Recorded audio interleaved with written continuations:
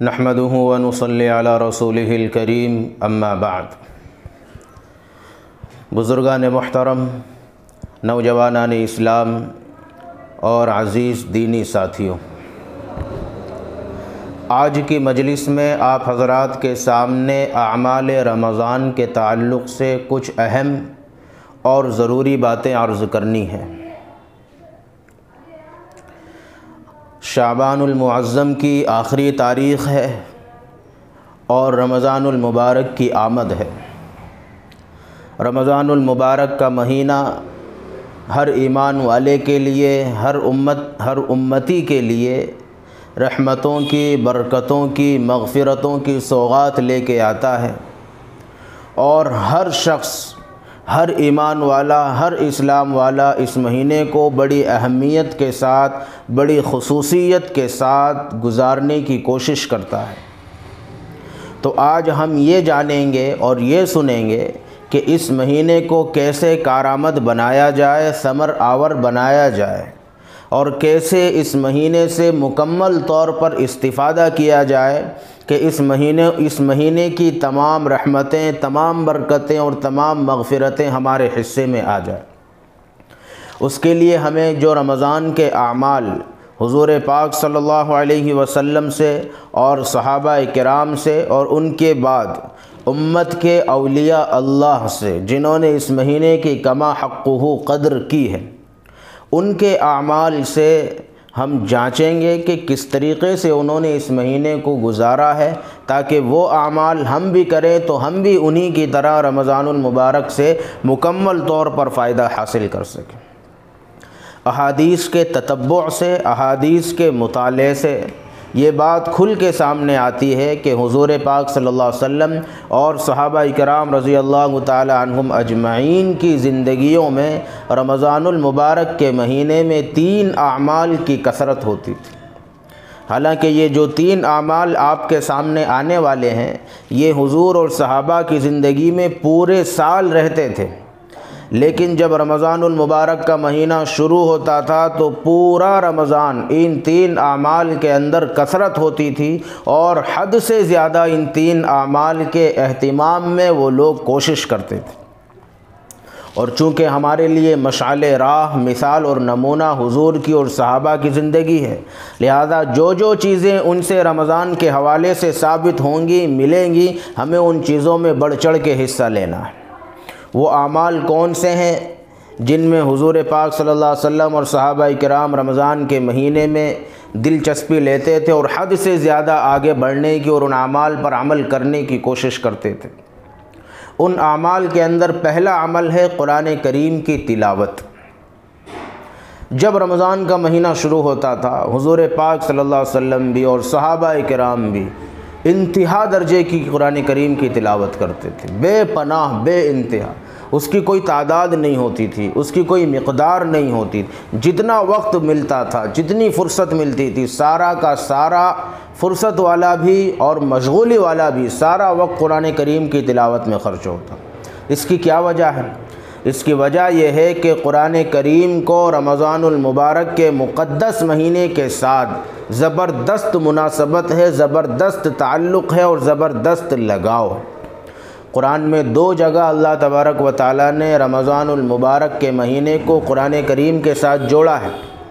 ایک موقع ہے سورہ بقرہ کا، شہر رمضان الذی انزل فیہ القرآن۔ رمضان کا مہینہ وہ مہینہ جس میں قرآن کریم نازل کیا گیا۔ گویا رمضان کے مہینے کی فضیلت کو ثابت کرنے کے لیے نزول قرآن کا سہارا لیا گیا۔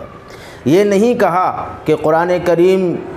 کی فضیلت یہ ہے کہ یہ رمضان المبارک میں نازل ہوا، بلکہ یہ کہا کہ رمضان المبارک کی فضیلت یہ ہے کہ اس میں قرآن کریم نازل ہوا۔ اور دوسرا موقع ہے سورہ قدر کا، انا انزلناہ فی لیلۃ القدر۔ بے شک ہم نے قرآن کریم لیلۃ القدر میں، شب قدر میں نازل کیا، اور جمہور کی رائے کے مطابق شب قدر ہوتی ہے رمضان المبارک کے اندر، لہذا قرآن کریم کا نزول بھی رمضان المبارک میں ہوا ہے۔ تو چونکہ قرآن کریم رمضان کے مہینے میں نازل ہوا، اسی وجہ سے حضور بھی، صحابہ بھی، اسلاف بھی، اکابرین بھی، اولیاء اللہ بھی اس مہینے میں قرآن کریم کی تلاوت کا، قرآن کریم کے حفظ کا، قرآن کریم کے پڑھنے اور پڑھانے کا حد درجے کا معمول رکھتے تھے۔ کئی واقعات ہیں اسلاف کے۔ حضرت امام اعظم ابو حنیفہ رحمۃ اللہ علیہ کے بارے میں مشہور ہے، رمضان المبارک میں 61 قرآن ختم کرتے تھے، 60 اور 1، دن میں 1 قرآن، رات میں 1 قرآن، تراویح میں 1 قرآن، سحری سے لے کر افطار تک 1 قرآن پورا، پھر اس کے بعد 1 قرآن تراویح میں، پھر اس کے بعد تراویح کے بعد سے لے کے سحری تک 1 قرآن پورا۔ تو دن کا 1 قرآن اور 1 قرآن رات کا اور 1 قرآن تراویح کا، اس طریقے سے 61 مرتبہ رمضان میں قرآن کریم مکمل، یعنی سارا وقت تلاوت کلام اللہ میں خرچ کرتے تھے۔ اس طرح کے اور بھی واقعات ہیں۔ اور صرف قرآن کریم ہی کا تعلق رمضان کے ساتھ نہیں ہے، علماء نے لکھا ہے جتنی آسمانی کتابیں ہیں ساری آسمانی کتابوں کا نزول رمضان المبارک کے مہینے میں ہوا ہے۔ چنانچہ حضرت ابراہیم علیہ السلام پر جو صحیفے نازل ہوئے وہ 1 رمضان کو نازل ہوئے، حضرت موسیٰ علیہ السلام پر جو تورات نازل ہوئی وہ 6 رمضان کو نازل ہوئی، حضرت داؤد علیہ السلام پر جو زبور نازل ہوئی وہ 12 رمضان کو نازل ہوئی، حضرت عیسیٰ علیہ السلام پر جو انجیل نازل ہوئی وہ 18 رمضان کو نازل ہوئی، اور حضور پاک صلی اللہ علیہ وسلم پر جو قرآن کریم نازل ہوا وہ 21 یا 23 رمضان کو ہوا۔ تو ساری آسمانی کتابوں کا تعلق بشمول قرآن کریم نزولی اعتبار سے رمضان المبارک کے مہینے کے ساتھ ہے۔ اسی وجہ سے حضور پاک صلی اللہ علیہ وسلم اور صحابہ کرام اور اسلاف و اکابر رمضان کے مقدس مہینے میں قرآن کریم کی تلاوت کا خاص اہتمام فرماتے تھے۔ تو پہلا عمل تو مجھے، آپ کو اور سارے مسلمانوں کو یہ کرنا ہے کہ جیسے ہی رمضان کا مہینہ شروع ہو جائے ہمارا تعلق قرآن کے ساتھ جڑ جائے، ہم قرآن کریم کے ساتھ وابستہ ہو جائیں۔ حالانکہ یہ رجحان ہے ہمارے علاقوں میں کہ لوگ رمضان کے مہینے میں قرآن کریم کی تلاوت کرتے ہیں، لیکن اس رجحان کو بڑھایا جائے، اس معمول کو بڑھایا جائے۔ سارا وقت جو بچتا ہے ہماری نیند کے اوقات کم کر کے، کھانے پینے کے اوقات کم کر کے، جائز ضروریات کے اوقات کم کر کے، وہ سارا کا سارا وقت نکال کے قرآن کریم کی تلاوت میں صرف کیا جائے، خرچ کیا جائے۔ جو حضرات ناظرہ پڑھنا جانتے ہیں وہ قرآن کریم کو دیکھ کے پڑھیں، جو حضرات حافظ قرآن ہیں وہ قرآن کریم کو حفظ پڑھیں، اور جو حضرات پڑھنا نہیں جانتے وہ رمضان المبارک کے مقدس مہینے کو غنیمت سمجھ کر اس مہینے میں قرآن کریم کو پڑھنے کی کوشش کرے، سیکھنے کی کوشش کرے، مساجد کے ائمہ سے، بستی کے علماء سے، اور جن علماء سے اور حافظ قرآن سے ہمارا کانٹیکٹ ہو، تعلق ہو، ہم ایسے لوگوں سے وابستہ ہوں، جڑ جائیں اور ان سے درخواستیں کریں، سفارشات کریں کہ وہ ہمارا قرآن کریم صحیح کرا دے، ہمیں قرآن کریم پڑھنا سکھا دے۔ ایک عمل تو یہ کر۔ دوسرا عمل جو حضور پاک صلی اللہ علیہ وسلم اور صحابہ کرام اس مہینے میں کثرت کے ساتھ کرتے تھے وہ ہے صدقات کا اہتمام، صدقات کی کثرت، اللہ کے راستے میں مال کا لوٹانا۔ اس مہینے کو صدقے کے ساتھ، زکوٰۃ کے ساتھ، سخاوت کے ساتھ بھی بڑی مناسبت ہے۔ اسی وجہ سے اکثر صاحب نصاب، اکثر اغنیاء اور اکثر مالدار لوگ اپنی زکوٰۃ اس مہینے میں ادا کرتے ہیں۔ اسی وجہ سے اللہ تعالیٰ نے صدقۃ الفطر کا محل اور موقع بھی رمضان المبارک کا مہینہ رکھا ہے۔ اس کا مطلب یہ ہے، اور اس سے پتہ یہ چلا ہے کہ رمضان المبارک کا مہینہ سخاوت کا مہینہ ہے، رمضان المبارک کا مہینہ اللہ کے راستے میں مال کو لٹانے کا مہینہ ہے، رمضان المبارک کا مہینہ حدیث میں آتا ہے کہ یہ مہینہ غمخواری کا مہینہ ہے۔ غمخواری کا کیا مطلب ہے؟ جو لوگ غموں میں مبتلا ہیں، جو لوگ مالی حیثیت کے کمزور ہونے کی وجہ سے فکر میں ہے، ٹینشن میں ہے، غم میں ہے، ان کے غموں کو ان کی مالی اعانت کر کے ہلکا کرنا، ان کے غموں کو ان کا مالی تعاون کر کے ختم کرنا، ان کے غموں کو اپنا غم بنا لینا، اس کا نام ہے غمخواری کرنا۔ اور رمضان کے مہینے کی جہاں بہت ساری خصوصیات ہے، ان میں ایک بڑی خصوصیت یہ ہے کہ یہ مہینہ غمخواری کا، موانست کا، غموں کو بانٹنے کا، غموں کو ہلکا کرنے کا، دکھ درد کو دور کرنے کا ذریعہ بننے کا مہینہ ہے۔ لہذا میں درخواست کروں گا، اپیل کروں گا ان سارے صاحب حیثیت، صاحب ثروت، صاحب مال لوگوں سے، جنہیں اللہ تبارک و تعالیٰ نے اپنی نعمت اور اپنی دولت عطا فرمائی ہے کہ وہ اس مہینے میں اپنی دولت کے خزانے کھول دے، وہ اس مہینے میں اپنے مال کے خزانے کھول دے، وہ اس مہینے میں سخاوت کے پیکر بن جائے اور دل کھول کے اللہ کے راستے میں اپنا مال لوٹائیں۔ آج کل جو حالات ہیں وہ آپ کے سامنے ہیں۔ لاک ڈاؤن کا زمانہ، کرفیو کا زمانہ، کاروباری حالات ایک دم پست ہو چکے ہیں، تنزلی کا شکار ہو چکے ہیں۔ جو تھرڈ کلاس طبقہ ہے وہ بالکل پس چکا ہے۔ اعلیٰ درجے کا یعنی ہائی کلاس طبقہ اور بیچ کا یعنی مڈل کلاس طبقہ، یہ تو پھر بھی غنیمت ہے کہ ان کے پاس اتنا بیلنس ہوتا ہے، اتنی جمع پونجی ہوتی ہے کہ اگر 2-4-6 مہینے کاروبار نہ بھی چلے تو وہ اپنا گزر بسر کر سکتے ہیں۔ لیکن جو تھرڈ کلاس طبقہ ہے، جو روز مرہ کے کام کاج کر کے اپنی زندگی کا گزر بسر کرنے والا ہے، اور جو دہاڑی والا طبقہ ہے، جو مزدور طبقہ ہے، جن کو کھانا جبھی ملے گا جب وہ کام کریں گے،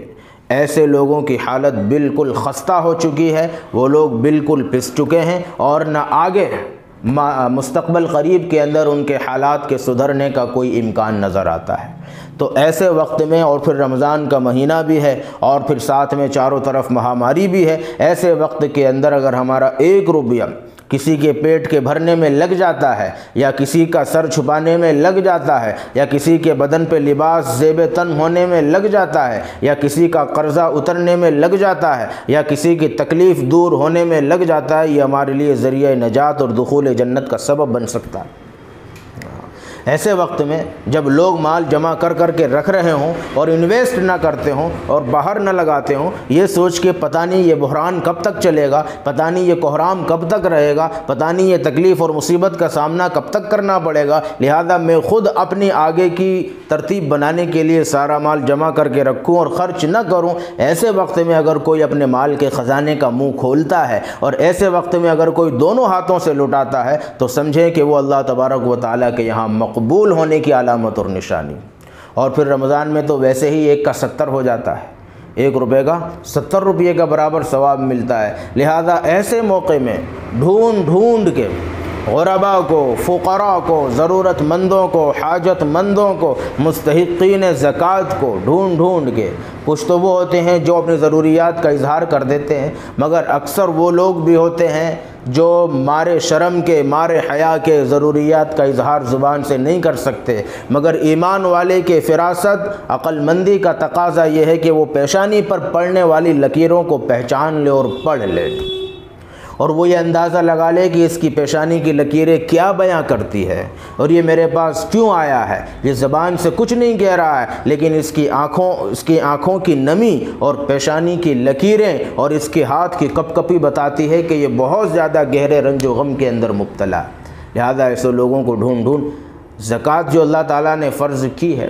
تو صاحب زکوٰۃ کی ذمہ داری ہے زکوٰۃ پہنچانا۔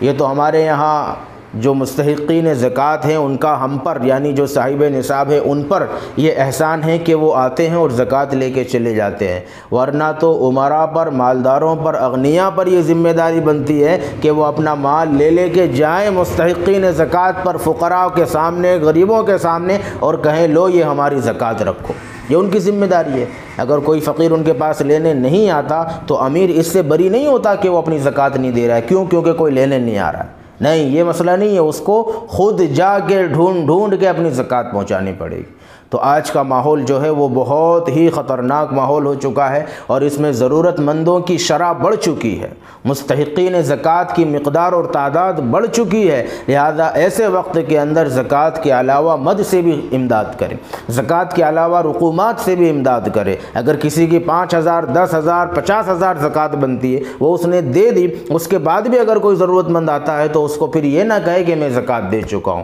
میری زکوٰۃ پوری ہو گئی۔ اگر اللہ نے مجھے مال دیا ہے اور میرے پاس حیثیت اور گنجائش اور بھی موجود ہے تو میں اپنی للہ رقم سے، فطرے کی رقم سے یا مستقبل کی زکوٰۃ کی نیت سے بھی میں اس ماحول میں دے سکتا ہوں اور دینی چاہیے۔ یہ دوسرا عمل۔ اور تیسرا عمل جو حضور پاک صلی اللہ علیہ وسلم اور صحابہ کرتے تھے وہ تھا دعاؤں کا اہتمام۔ دعا کے تو بڑے فضائل ہیں، کبھی کہیں کہا گیا دعا مومن کا ہتھیار ہے، کہیں کہا گیا کہ دعا تقدیر کو پلٹ دیتی ہے، کہیں کہا گیا کہ دعا عبادت کا مغز اور گودا ہے۔ تو بڑے فضائل دعاؤں کے احادیث کے اندر وارد ہوئے ہیں، اور رمضان المبارک کی ہر ساعت، رمضان المبارک کا ہر لمحہ، رمضان المبارک کی ہر گھڑی قبولیت دعا اور استجابت دعا کی گھڑی ہے۔ بطور خاص سحری کا وقت، افطار کا وقت، ان دو اوقات میں ہر مومن کو، ہر روزے دار کو بطور خاص دعا کرنی چاہیے۔ ذرا سا وقت آگے پیچھے کر کے ان دو وقتوں میں روزانہ رمضان کے ہر دن میں ان دو اوقات میں دعا کریں، اپنے لیے بھی، اپنے گھر والوں کے لیے بھی، پڑوسیوں کے لیے بھی، رشتہ داروں کے لیے بھی، بطور خاص جو آج ہمارے ملک عزیز کے حالات بن چکے ہیں، کورونا کو لے کر کے، لاک ڈاؤن کو لے کر کے، کرفیو کو لے کر کے، اور بہت ساری اور چیزوں کو لے کر کے، ان ساری چیزوں کے بارے میں اللہ سے یکسو ہو کر کے دعا کریں۔ اور بہت ممکن ہے کہ اللہ تبارک و تعالیٰ روزے داروں کی دعاؤں کو سنے، قبول کرے، اور یہ سارے معاملات رفع دفع ہو جائیں۔ یہ تیسری چیز۔ اور چوتھی چیز جو اپنی طرف سے میں عرض کر رہا ہوں وہ یہ ہے کہ گناہوں کا اس مہینے میں گناہوں سے پرہیز کرے، کلی طور پر گناہوں سے اجتناب اس مہینے میں خاص طور سے کرنا، بلکہ ابھی سے نیت کر لے۔ ہو سکتا ہے آج کل میں چاند نظر آ جائے تو ابھی سے نیت کر لے، اور یہ سوچ لے کہ انشاءاللہ عید کے چاند تک، اور عید تک، اور اس کے بعد موت تک ہر طرح کے گناہ سے بچوں۔ پورے سال جو آدمی گناہ کرتا ہے، کانوں کے گناہ، آنکھوں کے گناہ، زبان کے گناہ، ہاتھ کے گناہ، شرمگاہ کے گناہ، پیٹ کے گناہ، پیروں کے گناہ، یہ سارے گناہوں سے رمضان المبارک کے مہینے میں بچنے کی، پرہیز کرنے کی پوری کوشش کرے۔